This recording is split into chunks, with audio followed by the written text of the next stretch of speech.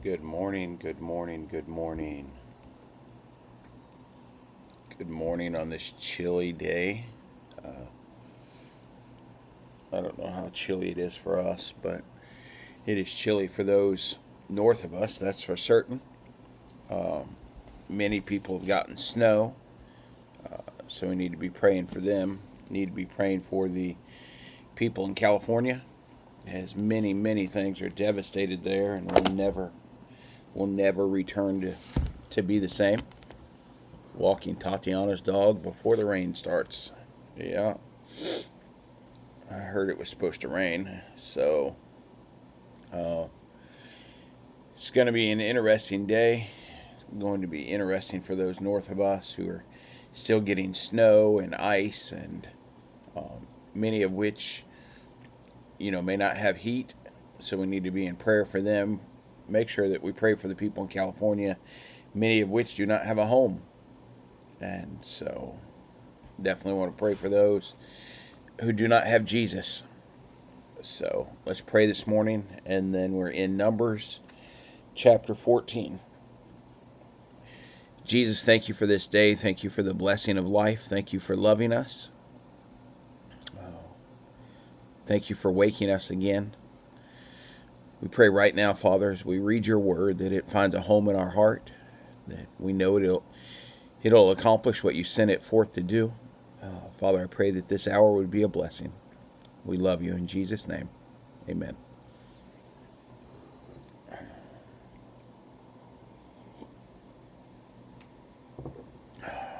All right. Here we go. Numbers chapter 14. Then the whole community broke into loud cries, and the people wept that night. All the Israelites complained about Moses and Aaron, and the whole community told them, "If only we had died in the land of Egypt, or if only we had died in the wilderness. Why is the Lord bringing us into this land to die by the sword? Our wives and children will become plunder. Wouldn't it be better for us to go back to Egypt?" So they said to one another, "Let's appoint a leader and go back to Egypt." Then Moses and Aaron fell face down in the front of the whole assembly of the Israelite community. Joshua, son of Nun, and Caleb, son of Jephunneh, who were among those who scouted out the land, tore their clothes and said to the entire Israelite community, "The land we passed through and explored is extremely good land. If the Lord is pleased with us, he will bring us into the land, a land flowing with milk and honey, and give it to us. Only don't rebel against the Lord, and don't be afraid of the people of the land, for we will devour them. Their protection has been removed from them. The Lord is with us. Don't be afraid of them." While the whole community threatened to stone them, the glory of the Lord appeared to all the Israelites at the tent of meeting.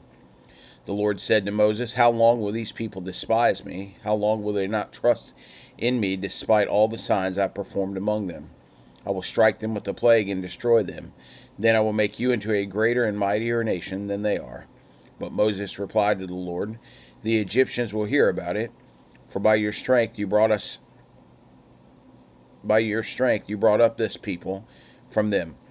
They will tell to the inhabitants of this land, 'They have heard that the Lord are among these people, how you, Lord, are seen face to face, how your cloud stands over them, and how you go before them in a pillar of cloud by day and in a pillar of fire by night.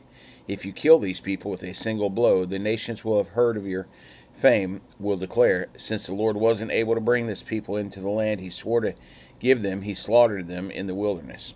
So now, may the Lord's power be magnified just as you have spoken.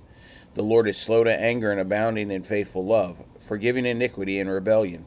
But he will not leave the guilty unpunished, bringing the consequences of the father's iniquity to the children, to the third and fourth generation. Please pardon the iniquity of these people in keeping with the greatness of your faithful love, just as you have forgiven them from Egypt until now." The Lord responded, "I have pardoned them as you requested. Yet, as I live and as the whole earth is filled with the Lord's glory, none of the men who have seen my glory and signs I performed in Egypt and in the wilderness have tested me these 10 times and did not obey me, will ever see the land I swore to give their ancestors. None of those who have despised me will see it. But since my servant Caleb has a different spirit and has remained loyal to me, I will bring him into the land where he has gone, and his descendants will inherit it. Since the Amalekites and Canaanites are living in the lowlands, turn back tomorrow and head for the wilderness in the direction of the Red Sea. Then the Lord spoke to Moses and Aaron, how long must I endure this evil community that keeps complaining about me? I have heard the Israelites' complaints that they make against me. Tell them, as I live, this is the Lord's declaration. I will do exactly as I heard you say. Your corpses will fall in the wilderness, and all of you who were registered in the census, the entire number of you 20 years old or more, because you have complained about me. I swear that none of you will enter the land I promised to settle you in, except Caleb son of Jephunneh and Joshua son of Nun. I will bring your children, whom you said would become plunder, into the land you rejected, and they will enjoy it. But as for you, your corpses will fall in the wilderness. Your children will be shepherds in the wilderness for 40 years and bear penalty of your acts of unfaithfulness until all your corpses lie scattered in the wilderness. You will bear the consequences of your iniquities 40 years based on the number of the 40 days that you scouted the land, a year for each day. You will know my displeasure. I, the Lord, have spoken. I swear that I will do this to the entire evil community that has conspired against me. They will come to an end in the wilderness, and there they will die. So the men Moses sent to scout out to the land, and who returned and incited the entire community to complain about him by spreading a negative report about the land. Those men who spread the negative report about the land were struck down by the Lord. Only Joshua son of Nun and Caleb son of Jephunneh remained alive, of those men who went to scout the land. When Moses reported these words to all the Israelites, the people were overcome with grief. They got up early in the next morning and went up the ridge of the hill country, saying, Let's go to the place the Lord promised us, for we were wrong. But Moses responded, Why are you going against the Lord's command? It won't succeed. Don't go, because the Lord is not among you, and you will be defeated by your enemies. The Amalekites and Canaanites are right in front of you, and you will fall by sword. The Lord won't be with you, since you have turned from following him. But they dared to go up the ridge of the hill country, even though the ark of the Lord's covenant and Moses did not leave the camp. Then the Amalekites and Canaanites who lived in that part of the hill country came down, attacked them, and routed them as far as Hormah. Chapter 15. The Lord instructed Moses, Speak to the Israelites and tell them, When you enter the land I am giving you to settle in, and you make a food offering to the land from the herd or flock, either a burnt offering or a sacrifice, to fulfill a vow, or a free will offering at your appointed festivals, to produce a pleasing aroma for the Lord. The one presenting his offering to the Lord is also to present a grain offering of 2 quarts of fine flour mixed with a quart of oil. Prepare a quart of wine as a drink offering with the burnt offering or sacrifice of each lamb. If you prepare a grain offering with a ram, it is to be 4 quarts of fine flour mixed with a third of a gallon of oil. Also present a third of a gallon of wine for a drink offering as a pleasing aroma to the Lord. If you prepare a young bull as a burnt offering or as a sacrifice to fulfill a vow, or as a fellowship offering to the Lord, a grain offering of 6 quarts of fine flour mixed with 2 quarts of oil is to be presented with the bull. Also present 2 quarts of wine as a drink offering. It is a food offering, a pleasing aroma to the Lord. This is to be done for each ox, ram, lamb, or goat. This is how you are to prepare each of them, no matter how many. Every Israelite is to prepare these things in this way when he presents a food offering as a pleasing aroma to the Lord. When an alien resides with you or someone else is among you and wants to prepare a food offering as a pleasing aroma to the Lord, he is to do exactly as you do throughout your generations.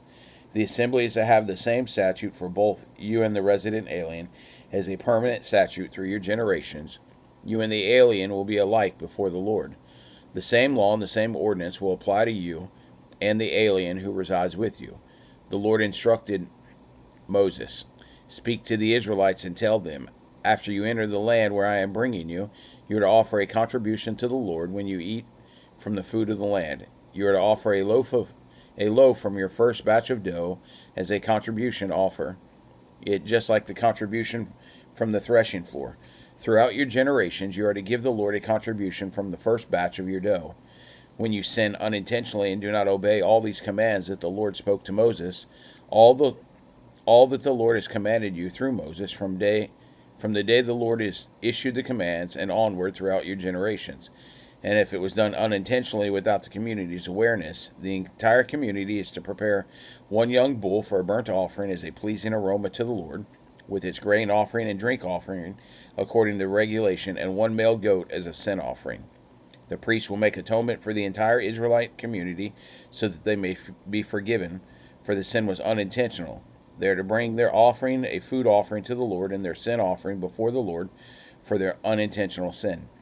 The entire Israelite community and the alien who resides among them will be forgiven, since it happened to all the people unintentionally. If one person sins unintentionally, he is to present a year-old female goat as a sin offering. The priest will then make atonement before the Lord on behalf of the person who acts in error, sinning unintentionally, and when he makes atonement for him, he will be forgiven. You are to have the same law for the person who acts in error, whether he is an Israelite or an alien who resides among you. But the person who acts defiantly, whether native or resident alien, blasphemes the Lord, that person is to be cut off from his people. He will certainly be cut off because he has despised the Lord's word and broken his command. His guilt remains on him. While the Israelites were in the wilderness, they found a man gathering wood on the Sabbath day. Those who found him gathering wood brought him to Moses, Aaron, and the entire community. They placed him in the custody because it had not been decided what should be done to him. Then the Lord told Moses, the man is to be put to death. The entire community is to stone him outside the camp. So the entire community brought him outside the camp and stoned him to death, as the Lord had commanded Moses. The Lord said to Moses, speak to the Israelites and tell them that throughout their generations they are to make tassels on the corners of their garments and put a blue cord on the tassel at each corner. These will serve as tassels for you to look at, so that you may remember all the Lord's commands and obey them, not prostitute yourself by following your own heart with your own eyes. This way you will remember and obey all my commands and be holy to your God. I am the Lord your God who brought you out of the land of Egypt to be your God. I am the Lord your God. Coffee break.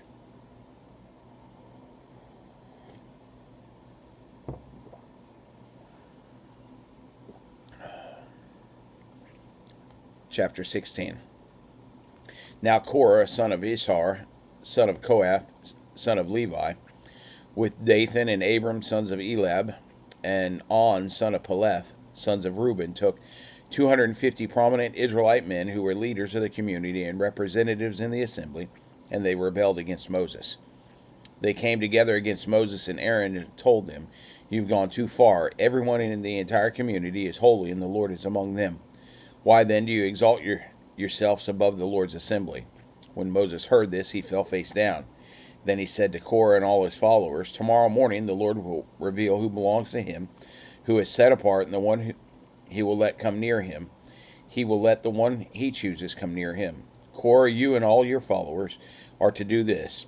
Take fire pans, and tomorrow place fire in them and put incense on them before the Lord. Then the man the Lord chooses will be the one who is set apart. It is you, Levites, who have gone too far. Moses also told Korah, now listen, Levites, isn't it enough for you that the God of Israel has separated you from the Israelite community to bring you near to himself, to perform the work at the Lord's tabernacle, and to stand before the community to minister to them? He has brought you near, and all your fellow Levites who are with you, but you are pursuing the priesthood as well. Therefore, it is you and all your followers who have conspired against the Lord. As for Aaron, who is he, that you should complain about him? Moses sent for Dathan and Abram, the sons of Elab, but they said, we will not come. It is not enough that you brought us up from the land flowing with milk and honey to kill us in the wilderness. Do you also have to appoint yourself as ruler over us? Furthermore, you didn't bring us to a land flowing with milk and honey, or give us an inheritance of the fields and vineyards. Will you gouge out the eyes of these men? We will not come. Then Moses became angry and said to the Lord, don't respect their offering. I have not taken one donkey from them or mistreated a single one of them. So Moses told Korah, "You and all your followers are to appear before the Lord tomorrow, you, they, and Aaron. Each of you is to take his fire pan, place incense on it, and present their fire pan before the Lord. 250 fire pans. You and Aaron are each to present your fire pan also." Each man took his fire pan, placed fire in it, put incense on it, and stood at the entrance to the tent of meeting along with Moses and Aaron. After Korah assembled the whole community against them at the entrance to the tent of meeting, the glory of the Lord appeared to the whole community. The Lord spoke to Moses and Aaron, "Separate yourselves from this community, so I may consume them instantly." But Moses and Aaron fell face down and said, "God, God, who gives breath to all, who, when one man sins, will you vent your wrath on the whole community?" The Lord replied to Moses, "Tell the community, get away from the dwellings of Korah, Dathan, and Abiram." Moses got up and went to Dathan and Abiram, and the elders of Israel followed him. He warned the community, "Get away now from the tents of these wicked men. Don't touch anything that belongs to them, or you will be swept away because of all their sins." So they got away from the dwellings of Korah, Dathan, and Abiram. Meanwhile, Dathan and Abiram came out and stood at the entrance of their tents with their wives, children, and infants. Then Moses said, "This is how you will know that the Lord sent me to do all these things, and that it is not of my own will. If these men die naturally, as all people would, and suffer the fate of all, then the Lord has not sent me. But if the Lord brings about something unprecedented, and the ground opens its mouth and swallows them along with all that belongs to them, so that they go down to live in Sheol, then you will know that these men have despised the Lord." Just as he finished speaking all these words, the ground beneath them split open. The earth opened its mouth and swallowed them and their households, all Korah's people and all their possessions. They went down to live in Sheol with all that belonged to them. The earth closed over them, and they vanished from the assembly. At their cries, all the people of Israel who were around them fled, because they thought the earth may swallow us too. Fire also came out from the Lord and consumed the 250 who were presenting the incense. Then the Lord spoke to Moses, "Tell Eleazar, son of Aaron, the priest, to remove the fire pans from the burning debris, because they are holy, and scatter the fire far away. As for the fire pans of those who sinned at the cost of their own lives, make them into hammered sheets as plating for an altar." So they presented them before the Lord, and the fire pans are holy. They will be a sign to the Israelites.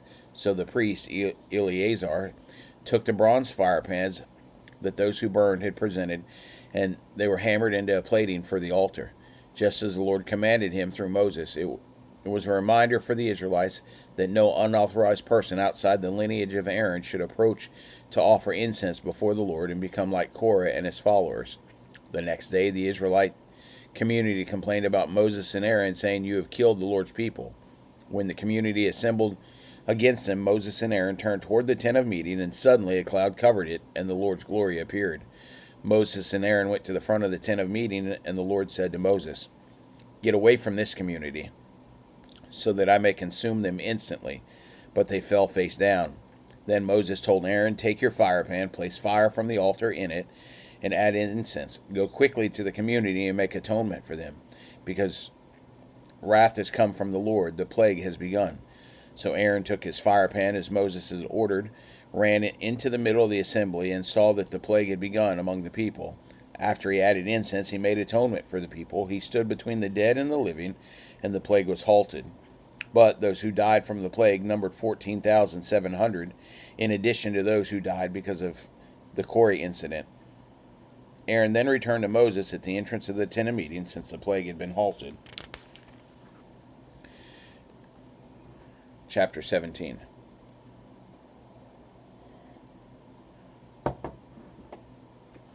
The Lord instructed Moses, "Speak to the Israelites and take one staff from each of their ancestral tribes, 12 staffs from all the leaders of their tribes.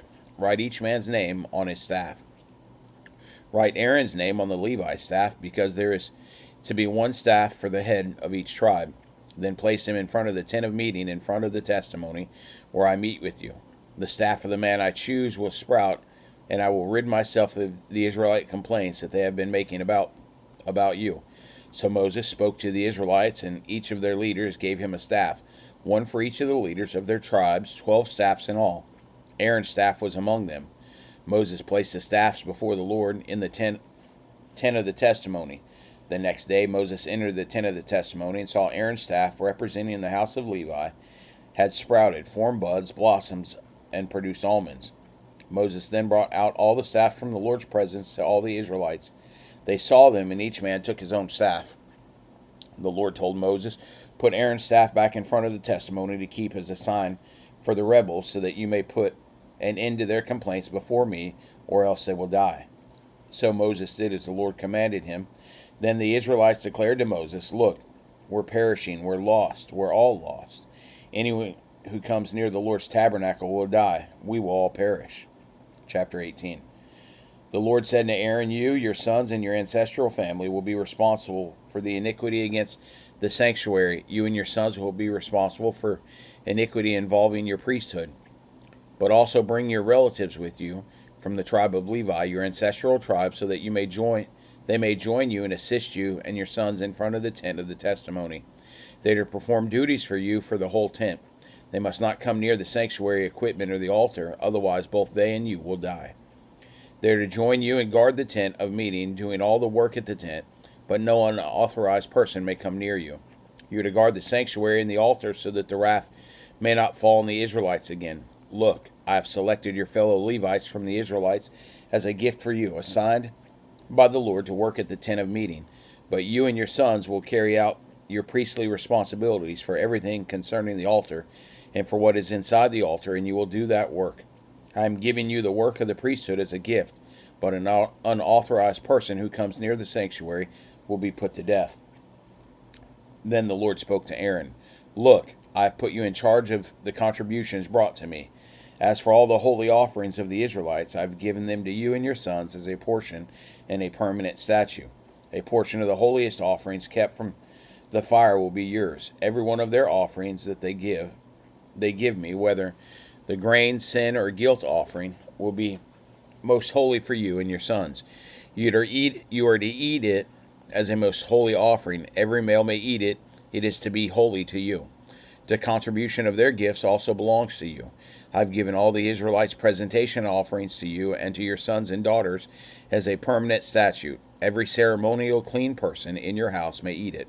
I am giving you all the best of the fresh oil, new wine, and grain, which the Israelites give to the Lord as their first fruits. The first fruits of all that is in their land, which they bring to the Lord, belong to you. Every clean person in your house may eat them. Everything in Israel that is permanently dedicated to the Lord belongs to you. The firstborn of every living creature, human or animal, presented to the Lord belongs to you. But you must certainly redeem a human firstborn and redeem the firstborn of an unclean animal. You will pay the redemption price for a month-old male according to your assessment, 5 shekels of silver by the standard sanctuary shekel, which is 20 gerahs.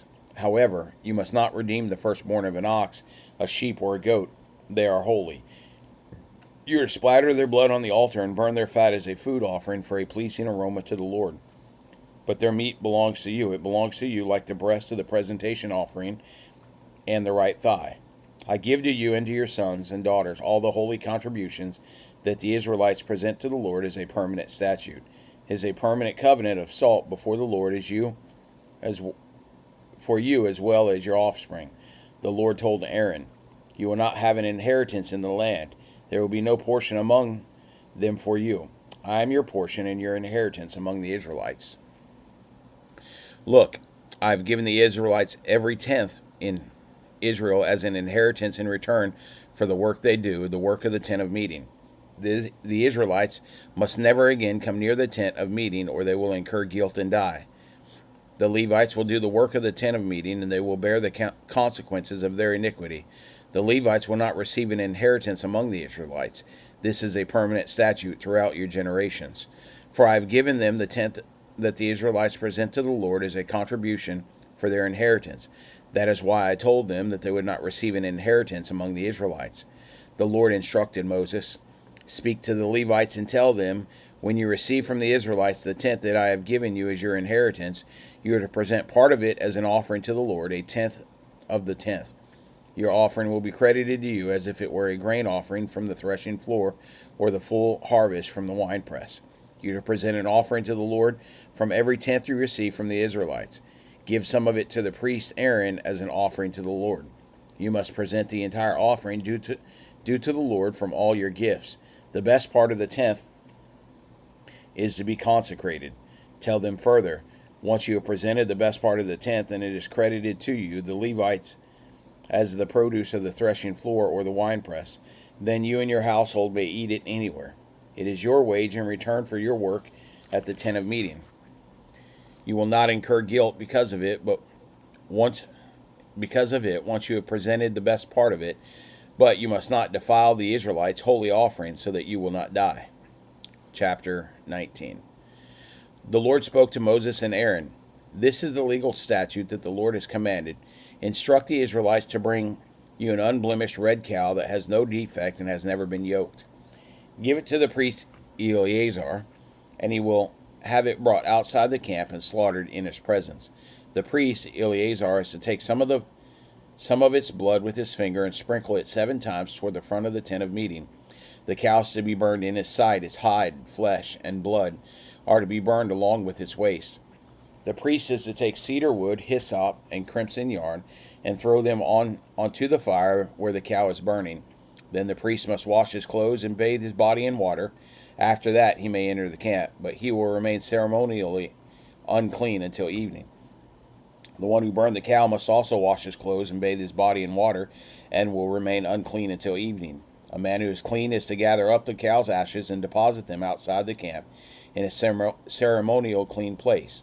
The ashes will be kept by the Israelite community for preparing the water to remove impurity. It is a sin offering. Then the one who gathers up the cow's ashes must wash his clothes, and he will remain unclean until the evening. This is a permanent statute for the Israelites and for the alien who resides among them. The person who touches any human corpse will be unclean for 7 days. He is to purify himself with the water on the 3rd day and the 7th day, then he will be clean. But if he does not purify himself on the 3rd and 7th days, he will not be clean. Anyone who touches a body of a person who has died and does not purify himself defiles the tabernacle of the Lord. That person will be cut off from Israel. He remains unclean because the water from impurity has not been sprinkled on him, and his uncleanness is still on him. This is the law when a person dies in a tent. Everyone who enters that tent and everyone who is already in the tent will be unclean for 7 days. And any open container without a lid tied on it is unclean. Anyone in the open field who touches a person who has been killed by the sword or has died, or even touches a human bone or a grave, will be unclean for 7 days. For the purification of the unclean person, they are to take some of the ashes of the burnt sin offering, put them in a jar, and add fresh water to them. A person who is clean is to take hyssop, dip it in the water, and sprinkle the tent, all the furnishings, and the people who were there. He is also to sprinkle the one who touched a bone, a grave, a corpse, or a person who had been killed. The one who is clean is to sprinkle the unclean person on the 3rd day and the 7th day. After he purifies the unclean person on the 7th day, the one being purified must wash his clothes and bathe in water, and he will be clean by evening. But a person who is unclean and does not purify himself, that person will be cut off from the assembly because he has defiled the sanctuary of the Lord. The water for impurity has not been sprinkled on him. He is unclean. This is a permanent statute for them. The person who sprinkles the water for impurity is to wash his clothes. Whoever touches the water for impurity will be unclean until evening. Anything the unclean person touches will become unclean, and anyone who touches it will be unclean until evening. Chapter 20.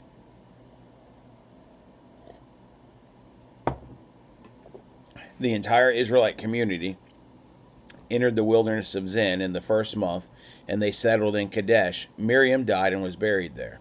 There was no water for the community, so they assembled against Moses and Aaron. The people quarreled with Moses, and he said, "If only we had perished when our brothers perished before the Lord. Why have you brought the Lord's assembly into the wilderness, for us and our livestock to die here? Why have you led us up from Egypt to bring us to this evil place? It's not a place of grain, figs, vines, and pomegranates, and there's no water to drink." Then Moses and Aaron went from the presence of the assembly to the doorway of the tent of meeting. They fell face down, and the glory of the Lord appeared to them. The Lord spoke to Moses, "Take the staff in the assembly, you and your brother Aaron, are to speak to the rock while they watch, and it will yield its water. You will bring out water for them in the rock from the rock and provide drink for the community and their livestock. So Moses took the staff from the Lord's presence just as he had commanded him. Moses and Aaron summoned the assembly in front of the rock, and Moses said to them, "Listen, you rebels, must we bring water out of this rock for you?" Then Moses raised his hand and struck the rock twice with his staff, so the abundant water gushed, and the community and their livestock drank. But the Lord said to Moses and Aaron, "Because you did not trust me to demonstrate my holiness in the sight of the Israelites, you will not bring this assembly into the land I have given them." These are the waters of Merib, where the Israelites quarreled with the Lord. He demonstrated his holiness to them. Moses sent messengers from Kadesh to the king of Edom. "This is what your brother Israel says. You know all the hardships that have overtaken us. Our ancestors went down to Egypt, and we lived in Egypt many years. But the Egyptians treated us and our ancestors badly. When we cried to the Lord, he heard our plea and sent an angel and brought us out of Egypt. Now look, we are in Kadesh, a city on the border of your territory. Please let us travel through your land. We won't travel through any field or vineyard or drink any well water. We will travel the king's highway. We won't turn to the right or to the left. We have traveled through your territory, left until we have traveled through your territory." But Edom answered him, "You will not travel through our land, or you will come out and confront you with the sword."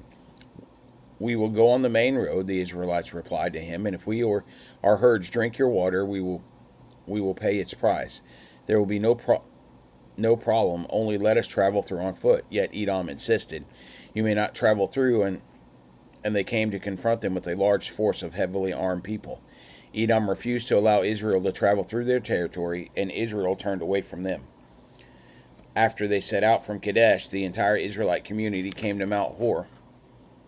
The Lord said to Moses and Aaron at Mount Hor on the border of the land of Edom, "Aaron will be gathered to his people. He will not enter the land I have given the Israelites, because you both rebelled against me, against my command at the waters of Merib. Take Aaron and his son Eleazar and bring them up Mount Hor. Remove Aaron's garments and put them on his son Eleazar. Aaron will be gathered to his people and die there." So Moses did as the Lord commanded, and they climbed Mount Hor in the sight of the whole community. After Moses removed Aaron's garments and put them on his son Eleazar, Aaron died there on top of the mountain. Then Moses and Eleazar came down from the mountain. The whole community saw that Aaron had passed away. The entire house of Israel mourned for him 30 days. Chapter 21. When the Canaanite king of Arad, who lived in the Negev, heard that Israel was coming on the Athran road, he fought against Israel and captured some prisoners. Then Israel made a vow to the Lord, "If you hand this people over to us, we will completely destroy their cities." The Lord listened to Israel's request and handed the Canaanites over to them, and Israel completely destroyed them and their cities, so they named the place Hormah. Then they set out from Mount Hor by the way of the Red Sea to bypass the land of Edom, but the people became impatient because of the journey. The people spoke against God and Moses. "Why have you led us from Egypt to die in the wilderness? There is no bread or water, and we detest this wretched food." Then the Lord sent poisonous snakes among the people, and they bit them, so that many Israelites died. The people then came to Moses and said, "We have sinned by speaking against the Lord and against you. Intercede with the Lord that he will take the snakes away from us." And Moses interceded for the people. Then the Lord said to Moses, "Make a snake image and mount it on a pole. When anyone who is bitten looks at it, he will recover." So Moses made a bronze snake and mounted it on the pole. Whenever someone was bitten and he looked at the bronze snake, he recovered. The Israelites set out and camped at Oboth. They set from Oboth and camped at Ayin Abram in the wilderness that borders the Moab on the east. From there they went and camped at Zered Valley. They set out from there and camped on the other side of the Aron River in the wilderness that extends from the Amorite border, because Aron was the Moabite border between Moab and the Amorites. Therefore it was stated in the book of the Lord's wars, Wahab and Supah, and the ravines of Aron, even the slopes of the ravines that extend to the side of Ar and lie along the border of Moab. From there they went to Beer the well the Lord told Moses about, gather the people so I may give them water. Then Israel sang this song, spring up, well, sing to it. The princes dug the well, and the nobles and the people hollowed it out with the scepter and with their staffs. And they went from the wilderness of from Matana to Naphtali, from Naphtali to Bamoth, from Bamoth to the valley in the territory of Moab near Pisgah, highlands that overlooked the wasteland. Israel sent messengers to say to King Sihon of the Amorites, let us travel through your land. We won't go into the fields or the vineyards. We won't drink any well water. We will travel on the king's highway until we have traveled through your territory. But Sihon would not let Israel travel through his territory. Instead, he gathered his whole army and went out to confront Israel in the wilderness. When he came to Jahaz, he fought against Israel. Israel struck him with the sword and took possession of his land from the Aron to the Jabbok, but only up to the Amorite border because it was fortified. Israel took all the cities and lived in all these Amorite cities, including Heshbon and all its surrounding villages. Heshbon was the city of King Sihon of the Amorites, who had fought against the former king of Moab and taken control of all his land as far as Aron. Therefore let the poets say, come to Heshbon, let it be rebuilt, and let the city of Sihon be restored. For fire came out of Heshbon, a flame from the city of Sihon. It consumed Ar of Moab and the citizens of Aron's heights. Woe to you, Moab, you have been destroyed, people of Chemosh. He gave up his sons as refuge and his daughters into captivity in Sihon, the Amorite king. We threw them down. Heshbon was destroyed as far as Dibon. We caused desolation as far as Nophoth, which reaches as far as Medeba. So Israel lived in the Amorite lands. After Moses sent spies to Jazer, Israel captured its surrounding villages and drove out the Amorites who were there. Then they turned and went up the road to Bashan, and King Og of Bashan came out against them with his whole army to do battle at Edrei. But the Lord said to Moses, do not fear him, for I have handed him over to you, along with his whole army and his land. Do to him as you did to King Sihon of the Amorites who lived in Heshbon. So they struck him, his sons, and his whole army until no one was left, and they took possession of his land. Chapter 22. The Israelites traveled on and camped in the plains of Moab near the Jordan across from Jericho. Now Balak, son of Ziphor, saw all that Israel had done to the Amorites. Moab was terrified of the people because they were numerous, and Moab dreaded the Israelites. So the Moabites said to the elders of Midian, this horde will devour everything around us like ox eats up the green plants in the field. Since Balak, son of Ziphor, was Moab's king at the time, he sent messengers to Balaam, son of Beor, and at Pethor, which is in the Euphrates, in the land of his people. Balak said to him, look, a people has come out of Egypt. They will cover the surface of the land and are living right across from me. Please come and put a curse on these people for me, because they are more powerful than I am. I may be able to defeat them and drive them out of the land, for I know that those you bless are blessed, and those you curse are cursed. The elders of Moab and Midian departed with fees for divinations in hand. They came to Balaam and reported Balak's words to him. He said to them, spend the night here, and I will give you the answer the Lord tells me. So the officials of Moab stayed with Balaam. Then God came to Balaam and asked, who are these men with you? Balaam replied to God, Balak, son of Ziphor, king of Moab, sent this message to me. Look, a people has come out of Egypt, and they cover the surface of the land. Now come and put a curse on them for me. I may be able to fight against them and drive them away. Then God said to Balaam, you are not to go with them. You are not to curse this people, for they are blessed. So Balaam got up the next morning and told Balak's officials, go back to your land, because the Lord has refused to let me go with you. The officials of Moab rose, returned to Balak, and reported, Balaam refused to come with us. Balak sent officials who were more numerous and higher ranked than the others. They came to Balaam and said to him, this is what Balak, son of Ziphor, says, let nothing keep you from coming to me, for I will greatly honor you and do whatever you ask. So please come and put a curse on these people for me. But Balaam responded to the servants of Balak, if Balak were to give me his house full of silver and gold, I could not go against the command of the Lord my God to do anything small or great. Please stay here overnight as the others did, so that I may find out what else the Lord has to tell me. God came to Balaam at night and said to him, since these men have come to summon you, get up and go with them, but you must only do what I tell you. When he got up in the morning, Balaam saddled his donkey and went with the officials to Moab. But God was incensed that Balaam was going. The angel of the Lord took his stand on the path to oppose him. Balaam was riding his donkey, and his 2 servants were with him. When the donkey saw the angel of the Lord standing on the path with a drawn sword in his hand, she turned off the path and went into the field. So Balaam hit her to return to the path. Then the angel of the Lord stood in a narrow passage between the vineyards with a stone wall on either side. The donkey saw the angel of the Lord and pressed herself against the wall, squeezing Balaam's foot against it, so he hit her once again.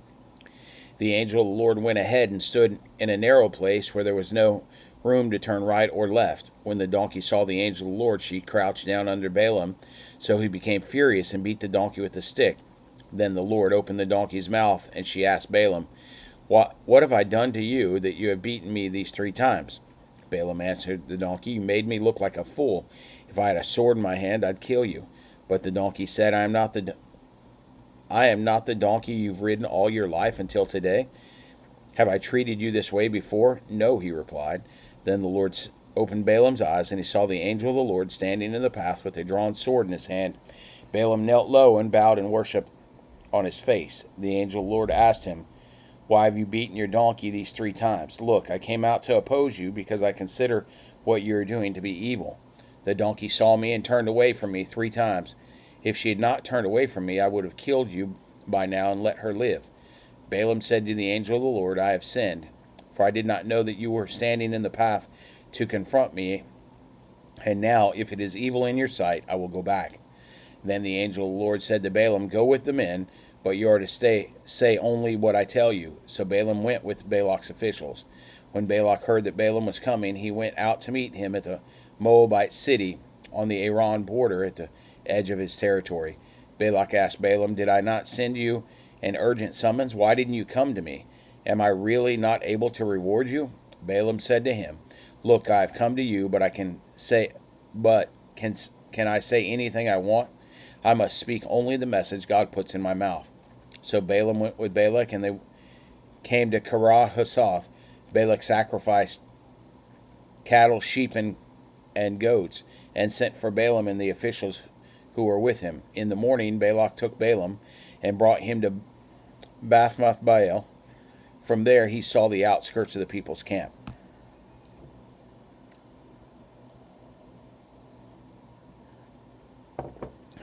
Chapter 23. Then Balaam said to Balak, Build me 7 altars here, and prepare 7 bulls and 7 rams for me. So Balak did as Balaam directed, and they offered a bull and a ram on each altar. Balaam said to Balak, Stay here by your burnt offering while I am gone. Maybe the Lord will meet with me, and I will tell you whatever he reveals to me. So he went to the barren hill. God met with him, and Balaam said to him, I have arranged 7 altars and offered a bull and a ram on each altar. Then the Lord put a message in Balaam's mouth and said, Return to Balak and say what I tell you. So he returned to Balak, who was standing there by his burnt offering with all the officials of Moab. Balaam proclaimed his poem, Balak brought me from Aram, the king of Moab, from the eastern mountains. Come put a curse on Jacob for me and denounce Israel. How can I curse someone God has cursed? How can I denounce someone the Lord has not denounced? I see them on top of the rocky cliffs, and I watch them from the hills. There's a people living alone. It does not consider itself among the nations. Who has counted the dust of Jacob, or numbered even 1/4 of Israel? Let me die the death of the upright. Let the end of my life be like theirs. What have you done to me, Balak? Asked Balaam. I brought you to curse my enemies, but you have only blessed them. He answered, Shouldn't I say exactly what the Lord puts in my mouth? Then Balak said to him, Please come with me to another place where you can see them. You will only see the outskirts of their camp. You won't see all of them. From there, put a curse on them for me. So Balak took him to the lookout field on top of Pisgah, built 7 altars, and offered a bull and a ram on each altar. Balaam said to Balak, Stay here by your burnt offering while I seek the Lord over there. The Lord met with Balaam and put a message in his mouth. And he said, return to Balak and say what I tell you. So he returned to Balak, who was standing there in front of his burnt offering with the officials of Moab. Balak asked him, what did the Lord say? Balaam proclaimed his poem. Balak, get up and listen, son of Zippor. Pay attention to what I say. God is not a man that he might lie, or a son of man that he might change his mind. Does he speak and not act, or promise and not fulfill? I have indeed received a command to bless. Since he has blessed, I cannot change it. He considers no disaster for Jacob. He sees no trouble for Israel. The Lord their God is with them, and there is rejoicing over the king among them. God brought them out of Egypt. He is like the horns of a wild ox for them. There is no magic curse against Jacob, no divination against Israel. It will now be said that about Jacob and Israel, what great things God has done. A people rise up like a lioness. They rouse themselves like a lion. They will not lie down until they devour the prey and drink the blood of the slain. Then Balak told Balaam, don't curse him and don't bless them. But Balaam answered him, didn't I tell you whatever the Lord says I must do? Again, Balak said to Balaam, please come. I will take you to another place. Maybe it will be agreeable to God that you can put a curse on them for me there. So Balak took Balaam to the top of Peor, which overlooks the wasteland. Balaam told Balak, build me 7 altars here and prepare 7 bulls and 7 rams for me.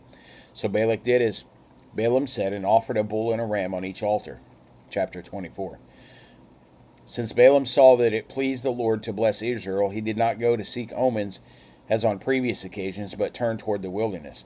When Balaam looked up and saw Israel encamped tribe by tribe, the Spirit of God came on him. He proclaimed his poem, the Oracle of Balaam, son of Beor, the oracle of a man whose eyes are opened, the oracle of the one who hears the sayings of God, who sees visions from the Almighty, who falls on the trance with his eyes uncovered. How beautiful are your tents, Jacob, your dwellings, Israel. They stretch out like river valleys, like gardens beside a stream, like aloes the Lord has planted, like cedars beside the water. Water will flow from his buckets and his seed, and will be by abundant water. His king will be greater than Agag, and his kingdom will be exalted. God brought him out of the land of Egypt. He is like the horns of a wild ox for them. He will feed on the enemy's nations and gnaw their bones. He will strike them with his arrows. He crouches, he lies down like a lion or a lioness. Who dares to rouse him? Those who bless you will be blessed, and those who curse you will be cursed. Then Balak became furious with Balaam, struck his hands together, and said to him, I summoned you to put a curse on my enemies, but instead you have blessed these 3 times. Now go to your home. I said I would reward you richly, but look, the Lord has denied your reward.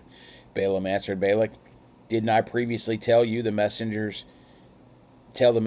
you sent me? If Balak were to give me his house full of silver and gold, I could not go against the Lord's command to do anything good or bad of my own will. I will say whatever the Lord says. Now I will go back to my people, but first let me warn you that these people will do to your people in the future.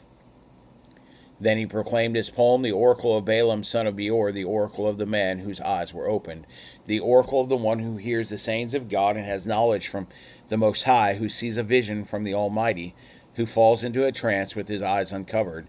I see him, but now I perceive him, but not near. A star will come from Jacob, and a scepter will rise from Israel. He will smash the forehead of Moab and strike down all the Shiitites.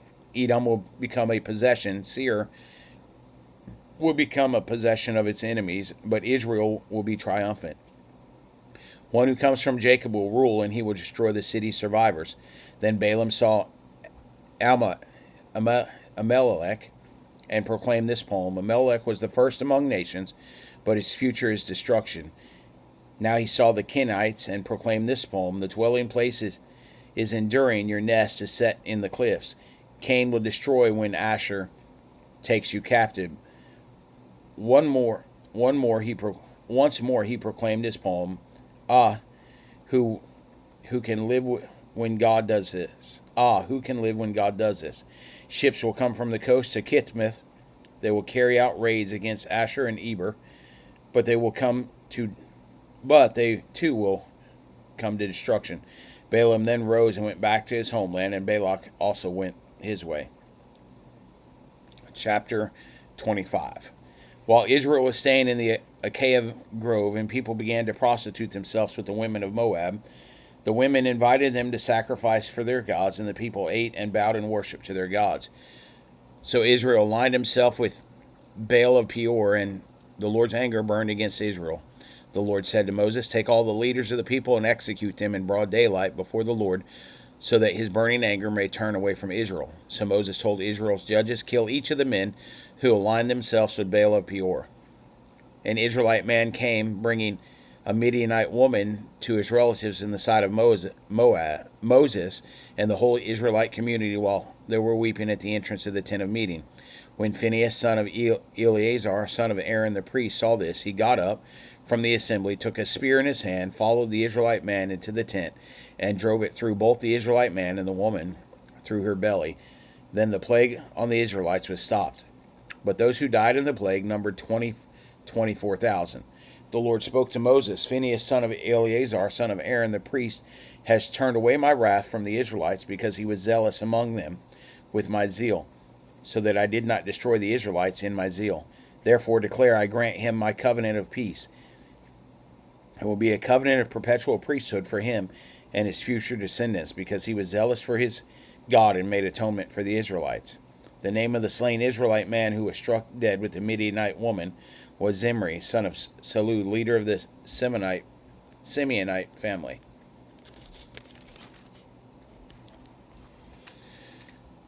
The name of the slain Midianite woman was Kozebi, daughter of Zur, a tribal head of the family in Midian. The Lord told Moses, "Attack the Midianites and strike them dead, for they attacked you with treachery, and they used against you in the Peor incident. They did the same in the case involving their sister Kozebi, daughter of the Midianite leader, who was killed the day the plague came to Peor." Chapter 26. More names. After the plague, the Lord said to Moses and Eleazar, son of Aaron, "Take a census of the entire Israelite community by their ancestral families, of those 20 years old or more who can serve in Israel's army." So Moses and the priest Eleazar said to them, "In the plains of Moab by the Jordan across from Jericho, take a census of these 20 years old or more." And the Lord has commanded Moses and the Israelites who came out of the land of Egypt. Reuben was the firstborn of Israel. Reuben's descendants, the Hathanoch clan from Hanok, and the Paulite clan from Palu, the Hezrite clan from Hezron, the Carmite clan from Carmi. These were the Reubenites' clans, and the registered men numbered 43,730. The son of Palu was Elab. The sons of Elab were Nemuel, Dathan, and Abram. It was Dathan and Abram who, chosen by the community, fought against Moses and Aaron. They and Korah's followers fought against the Lord. The earth opened its mouth and swallowed them with Korah when his followers died, and the fire consumed 250 men. They serve as a warning sign. The sons of Korah, however, did not die. Simeon's descendants by their clans, the Numulite clan from Nemuel, the Jaminite clan from Jamin, and Jasonite clan from Jachin, the Zerahite clan from Zerah, the Shualite clan from Shul. These were the Simonite clans, numbering 22,200 men.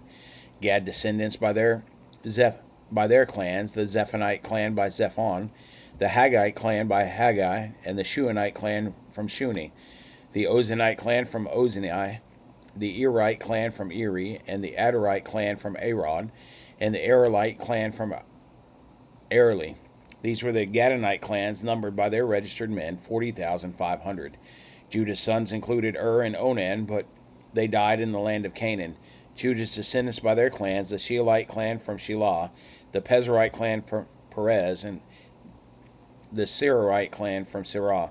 The descendants of Perez, the Hezronite clan from Hezron, the Hamulite clan from Hamul, which was Judah's clans, numbered by their registered men, 76,500.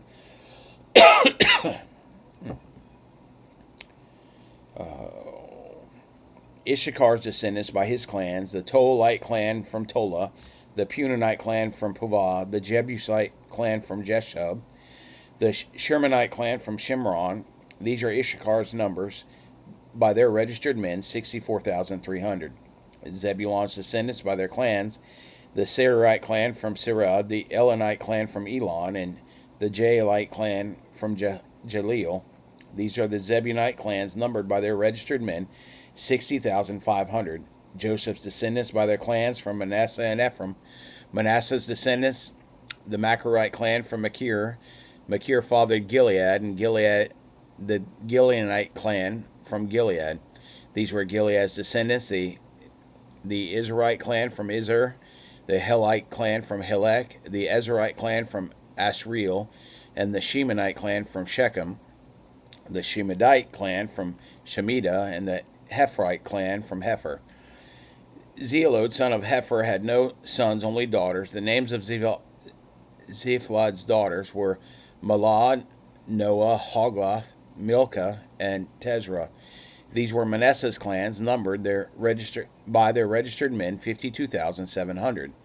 These were Ephraim's descendants by their clans, the Shualite clan from Shualethi, the Bechrite clan from Bechner, and the Taanite clan from Tahan. These were Shuthal's descendants, the Erite clan from Iran. These were the Ephraimite clans, numbered by their registered men 32,500. These were Joseph's descendants by their clans. Benjamin's descendants by their clans, the Bealite clan from Bela, the Ashabite clan from Ashbeel, the Ararite clan from Aram, the Shufadite clan from Shufam, the Hufadite clan from Hufam, Bela's descendants from Ard and Naaman, the Aradite clan from Ard, the Naamanite clan from Naaman. These were the Benjamite clans, numbered by their registered men 45,600. These were the Dan's descendants by their clans, the Shumanite clan from Shuman. These were the clans of Dan by their descendants. The Shumanite clans numbered their registered men 64,400.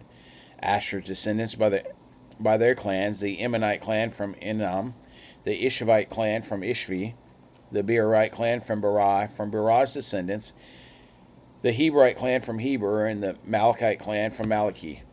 The name of Asher's daughters was Sarah. These were the Asherite clans, numbered by their registered men 53,400. Naphtali's descendants by their clans, the Jezezite clan from Jeziel, the Gunanite clan from Guni, the Jezerite clan from Jezer, the Shemanite clan from Shilam. These were the Naphtali clans, numbered their registered men 45,400. These registered Israelite men numbered 601,730. The Lord spoke to Moses, "The land is to be divided among an inheritance based on the number of names. Increase the inheritance for a large tribe and decrease it for a small one. Each one is to be given its inheritance according to those who registered in it. The land is to be divided by lot. They will receive an inheritance according to the names of their ancestral tribes. Each inheritance will be divided by the lot among the larger and the smaller tribes." These were the Levites registered by their clans, the Gershonite clan from Gershon, the Kohalite clan from Kohath, and the Merarite clan from Merari. These were the Levite families, the Libonite clan, the Herbonite clan, the Mahalite clan, the Mushite clan, and the Korahite clan. Kohath was the ancestor of Amram. The name of Amram's wife was Koshabab, the descendant of Levi, born to Levi in Egypt. She bore to Amram, Aaron, Moses, and their sister Miriam. Nahab, Abidu, and Eleazar and Ithamar were born to Aaron, but Nahab and Abidu died when they presented unauthorized fire to the Lord. Those registered were 23,000, every male 1 month old or more. They were not registered among the other Israelites, but because no inheritance was given to them among the Israelites. These were the ones registered by Moses and the priest Eleazar when they registered the Israelites on the plains of Moab by the Jordan across from Jericho. But among them was not one of those that were registered by Moses and the priests when they registered the Israelites in the wilderness of Sinai. The Lord had said to them that they would die in the wilderness, none of them except for Caleb son of Jephunneh and Joshua son of Nun. I think we can get one more. Chapter 27. The daughters of Zephalid approached. Zephahad was the son of Hephner, son of Gilead, son of Machra, son of Manasseh, from the clans of Manasseh, the sons of Joseph. They were the names of his daughter, Mahlah, Noah, Hoglath, Milcah, and Tezrah. They stood before Moses and the priest Eleazar and the entire community at the entrance of the tent of meeting and said, Our father died in the wilderness, but was not among Korah's followers who gathered together against the Lord. Instead, he died because of his own sin, and he had no sons. Why should the name of our fathers be taken away from his clan, since he had no son? Give us the property our father's brothers. Moses brought their case before the Lord, and the Lord answered, When Zephaniah's daughters say is correct, you are to give them their hereditary property among their father's brothers, and their father's inheritance to them.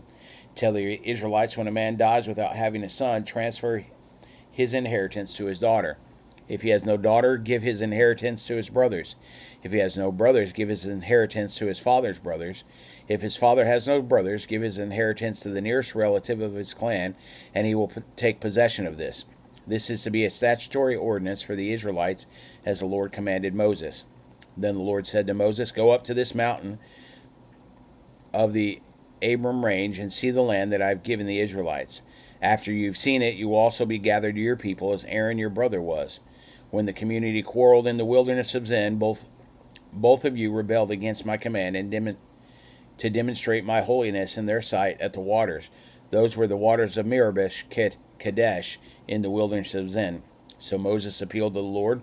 May the Lord, the God who gives breath to all, appoint a man over the community, who will go out before them and come back in before them, and who will bring them out of the land, bring them out and bring them in, so that the Lord's community won't be like sheep without a shepherd. The Lord replied to Moses, Take Joshua, son of Nun, a man who has a spirit in him, and lay your hands on him.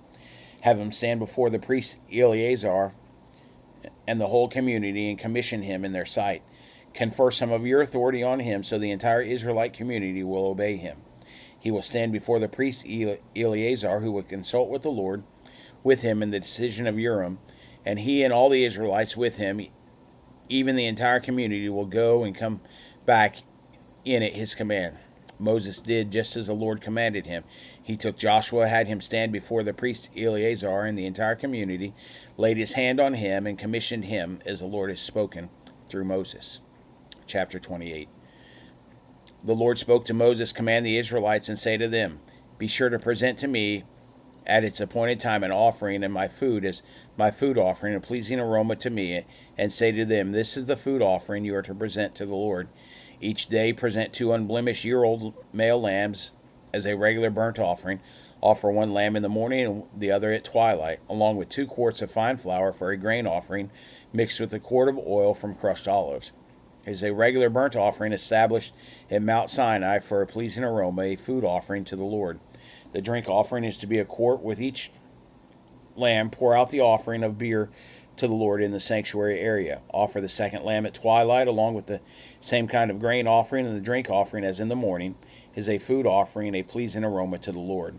On the Sabbath day, present 2 unblemished year-old male lambs, 4 quarts of fine flour mixed with oil, as a grain offering and a drink offering. It is a burnt offering for every Sabbath, in addition to the regular burnt offering and a drink offering.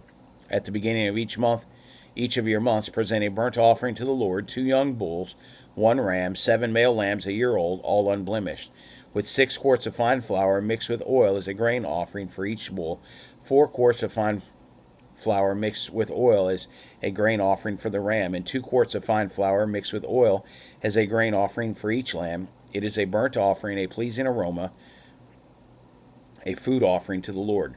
Their drink offerings are to be 2 quarts of wine with each bull, 1 1/3 quart with the ram, and 1 quart with each male lamb. This is a monthly burnt offering for all the months of the year.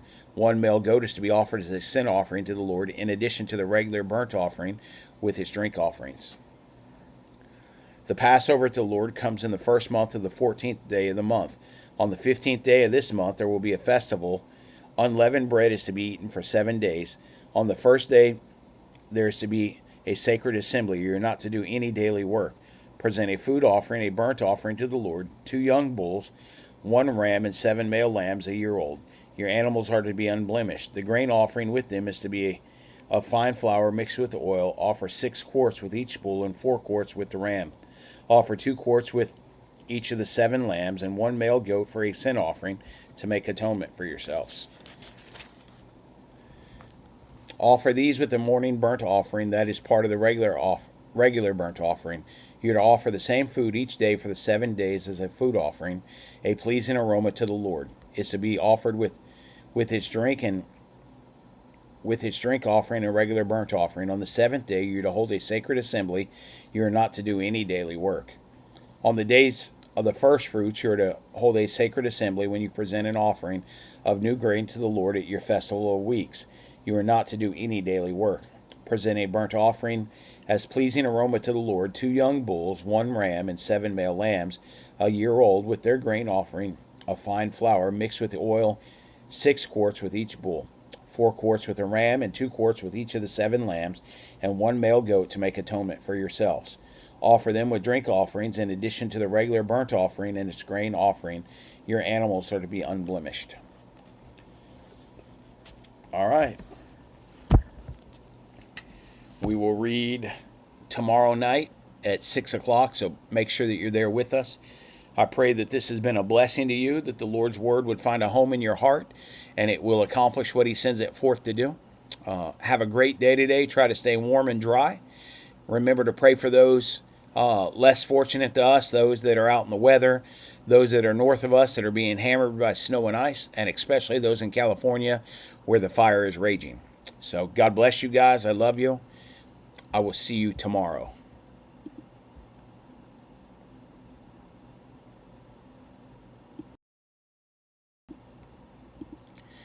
Oh, wait, real quick. Don't forget tomorrow morning, 10:30. Would love to see you in service at that church. But if not at that church, make sure you're at some church, right? So join with God's family tomorrow and see what God will do for you then. God bless you. I love you. See you tomorrow.